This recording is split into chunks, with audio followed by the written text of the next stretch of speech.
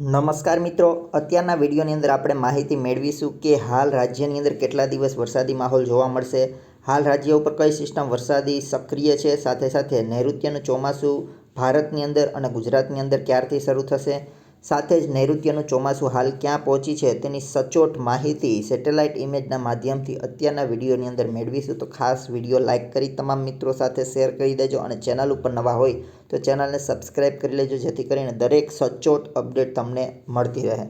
સૌથી પહેલાં આપણે માહિતી મેળવીએ તો હવામાન વિભાગે કરેલી આગાહી પ્રમાણે ગુજરાતમાં હજુ પણ કેટલાક દિવસ સુધી વરસાદ ચાલુ રહેશે અને વિવિધ વિસ્તારોમાં ઉનાળામાં ચોમાસા જેવો માહોલ યથાવત રહે તેવી સંભાવના છે. આ ઉપરાંત પવનની ગતિમાં પણ હવે થોડો ઘટાડો થવાની શક્યતા છે, પરંતુ વરસાદ આવે તેની સાથે કેટલાક વિસ્તારોમાં હજુ પણ ઝડપી પવન છે તે ફૂંકાય તેવી શક્યતા છે. ગુજરાતમાં મે મહિનામાં પડી રહેલા ભારે ગરમી વચ્ચે વરસાદના કારણે રાજ્યના તમામ વિસ્તારોમાં તાપમાન સામાન્ય કરતાં નીચું ગયું છે. ત્યારે આઈએમડી એટલે કે ભારતીય હવામાન વિભાગ દ્વારા જણાવ્યા પ્રમાણે તારીખ 9 અને 10 મે એટલે આજે તારીખ 10 મેના રોજ પણ ગુજરાતના તમામ જિલ્લાઓમાં છૂટાછવાયા વરસાદની આગાહી કરવામાં આવી છે. હવામાન વિભાગના જણાવ્યા પ્રમાણે 10 મેના રોજ ગુજરાતના તમામ જિલ્લાઓમાં છૂટાછવાયા વરસાદની આગાહી છે, એટલે રાજ્યના ઘણા વિસ્તારોમાં હજુ પણ વરસાદ જોવા મળી શકે છે.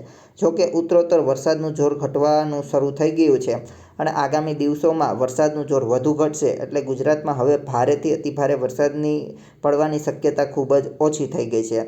ત્યારે હજુ માહિતી મેળવીએ તો આજે ગુજરાતના કયા જિલ્લાની અંદર વરસાદ પડી શકે છે, તો ઉત્તર ગુજરાતમાં બનાસકાંઠા, સાબરકાંઠા, અરવલ્લી, ગાંધીનગર, પાટણ અને મહેસાણામાં આજે તારીખ 10 મેના રોજ વરસાદની શક્યતા છે. આ ઉપરાંત અમદાવાદ, વડોદરા, ખેડા, પંચમહાલ, સુરત, ભરૂચ, વલસાડ, દીવ, દમણ અને ભાવનગર સાથે અમરેલીમાં મધ્યમ અને કોઈ સ્થળોએ તેના કરતાં વધારે વરસાદ પડવાની શક્યતા છે.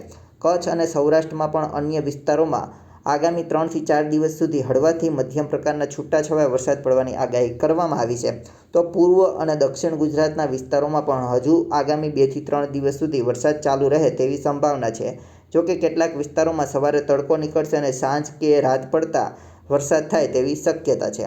ગુજરાતમાં આજથી વરસાદનું જોર ઘટશે અને તેનું પ્રમાણ ઘટવાનું શરૂ થશે, પરંતુ રાજ્યમાં વરસાદ સાવ બંધ નહીં થાય. હવામાન વિભાગની આગાહી પ્રમાણે હજુ પણ 4-5 દિવસ સુધી વરસાદ પડી શકે છે. હવામાન વિભાગે આપેલી માહિતી પ્રમાણે 13 મે સુધી છૂટાછવાયાથી હળવાથી મધ્યમ વરસાદ પડવાની શક્યતા છે. ત્યારે 10 મે બાદ વરસાદનું જોર ખૂબ જ ઓછું થશે. કેટલાક વિસ્તારોમાં વરસાદ સંપૂર્ણ બંધ થઈ જશે. જોકે થોડા વિસ્તારો એવા પણ હશે જેમાં 13 મે સુધી વરસાદ છે તે ચાલુ રહેવાની શક્યતા છે. 10 મેથી વરસાદી ગતિવિધિમાં ઘટાડો થવાની શરૂઆત છે તે થઈ જશે. તેના આગળના 48 કલાકોમાં વરસાદ ખૂબ ઓછો થઈ જશે અને 11 અને 12 મેના રોજ વરસાદ ખૂબ જ ઓછો થશે અને માત્ર થોડા જ વિસ્તારોમાં હળવો વરસાદ નોંધાય તેવી શક્યતા છે. 13 મેથી ગુજરાતમાં વરસાદ સાવ ઓછો થઈ જશે અને 14 મે આવતા રાજ્યમાં વરસાદી ગતિવિધિ બંધ થઈ જાય તેવી શક્યતા રહેલી છે. વરસાદ બંધ થયા બાદ રાજ્યમાં ગરમી વધવાની શક્યતા છે, પરંતુ ગરમી ખૂબ જ નહીં વધે. અરબી સમુદ્ર ઉપરથી આવતા પવનો ગુજરાતમાં ગરમી વધતી અટકાવી રાખશે. ત્યારબાદ માહિતી મેળવીએ તો ગુજરાતમાં હાલ પડી રહેલો કમોસમી વરસાદ ભારત પર આવેલા વેસ્ટર્ન ડિસ્ટર્બન્સ અને તેની સાથે દેશના વિવિધ વિસ્તારોમાં બનેલી સિસ્ટમોને કારણે પડ્યો છે. હાલ જે મે મહિનામાં ઉનાળાની વચ્ચે થયેલા વરસાદને કારણે ગરમીમાં ઘટાડો થયો અને આ વરસાદને કારણે બાગાયતી અને ઉનાળુ પાકને નુકસાન થયું છે. હાલ કમોસમી વરસાદ લગભગ બંધ થઈ ગયા બાદ ગુજરાતમાં ચોમાસું બેસવાને એકાદ મહિનો જેટલો સમયગાળો છે તે રહેલો છે. આ વરસાદને મે મહિનો અડધો પૂરો થતાં પહેલાં બંધ થઈ જશે, એટલે 15 મે પહેલાં વરસાદ છે તે ગુજરાતમાં સાવ બંધ થઈ જશે. કેરળમાં ચોમાસાની શરૂઆત થાય ત્યારે ભારતમાં ચોમાસું બેસ્યું તેમ કહેવામાં આવે છે. કેરળમાં ચોમાસાની શરૂઆત 1 જૂનની આસપાસ થતી હોય છે, જ્યારે ગુજરાતમાં 15 જૂન આસપાસ ચોમાસાની શરૂઆત છે તે થતી હોય છે. આઈએમડી એટલે કે ઇન્ડિયન મેટ્રોલોજીકલ ડિપાર્ટમેન્ટ હવામાન વિભાગના કહેવા પ્રમાણે ચોમાસું આગળ વધી રહ્યું છે અને 13 મેની આસપાસ ભારતના દરિયામાં ચોમાસું પ્રવેશી જશે.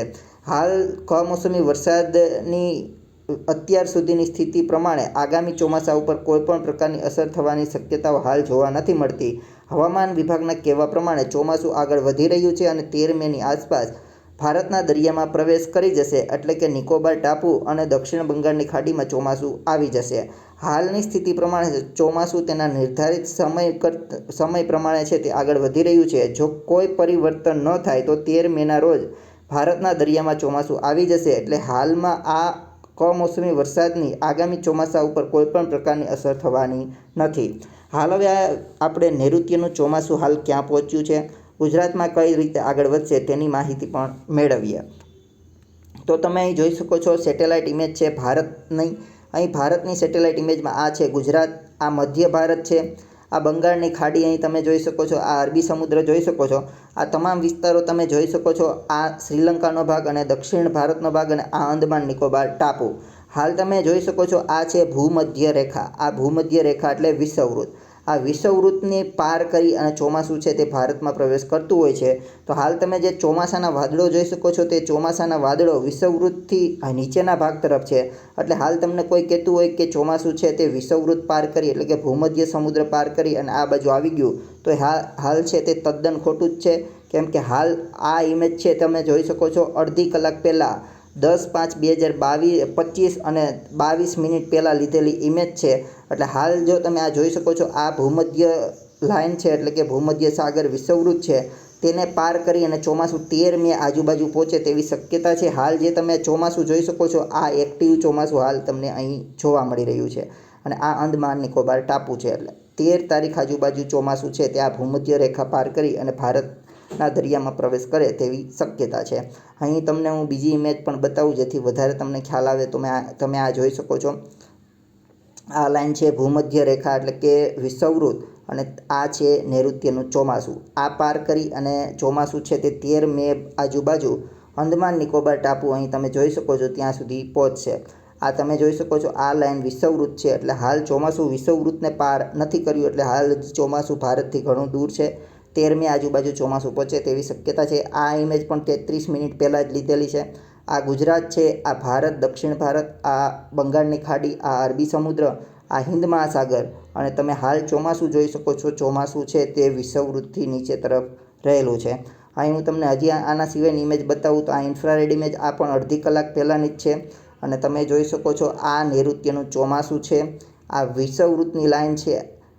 ત્યારબાદ અહીં તમને હું બતાવું તો આ છે અંદમાન નિકોબાર દ્વીપ સમૂહ અહીં અને અહીંયા છે તે ચોમાસું 13 મે આજુબાજુ પહોંચે તેવી શક્યતા છે. અને કેરળના દરિયા કાંઠે 1 જૂન આજુબાજુ ચોમાસું પહોંચે તેવી શક્યતા રહેલી છે. તો હાલ તમને કોઈ પણ ઇમેજ એવી લાગતી હોય કે ચોમાસું છે તે વિષુવવૃત્ત પાર એટલે કે ભૂમધ્ય સમુદ્ર પાર કરી ભારતના દરિયામાં પ્રવેશ કરી ગયું તો તે તદ્દન ખોટું છે. હાલ ચોમાસું છે તે ભૂમધ્ય રેખાની પહેલે પાર રહેલું છે અને 13 મે આજુબાજુ તે ભૂમધ્ય રેખા પાર કરી અને ભારતના હિન્દ મહાસાગરની અંદર પ્રવેશ કરે તેવી શક્યતા છે. અને 13 થી 15 મે આજુબાજુ તે અંદમાન નિકોબાર દ્વીપ ઉપર પહોંચે તેવી શક્યતાઓ હાલ જોવા મળી રહી છે.